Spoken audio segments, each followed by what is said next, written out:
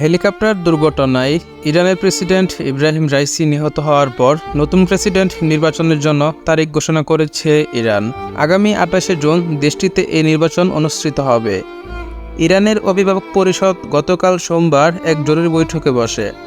ইরানের পার্লামেন্টের স্পিকার ও বিচার বিভাগের প্রধান ও অন্যান্য সাংবিধানিক প্রতিষ্ঠানের শীর্ষ কর্মকর্তাদের নিয়ে গঠিত এই পরিষদ বৈঠক শেষে আগামী 28শে জুন ইরানের 14তম প্রেসিডেন্ট নির্বাচন অনুষ্ঠিত হবে বলে ঘোষণা দেয়।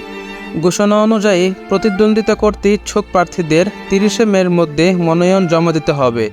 এরপর নির্বাচনী প্রচারণা চলবে আগামী 12 থেকে 27শে জুন পর্যন্ত।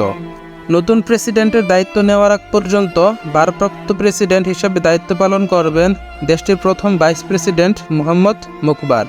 সোমবার সকালে ইরান সরকার আনুষ্ঠানিকভাবে প্রেসিডেন্ট ইব্রাহিম রাইসি ও ইরানের পররাষ্ট্রমন্ত্রী আমির আবদুল্লাহিয়ানের নিহত হওয়ার বিষয়টি নিশ্চিত করে। দুর্ঘটনার সময় হোসেন আমির আবদুল্লাহিয়ান, পূর্ব আজারবাইজান প্রদেশের গভর্নর মালেক রহমাতি, তাবরিজের জুম্মা নামাজের খতিব হুজ্জাতুল ইসলাম আল হাশেম এবং আরও কয়েকজন আরোহী ছিলেন।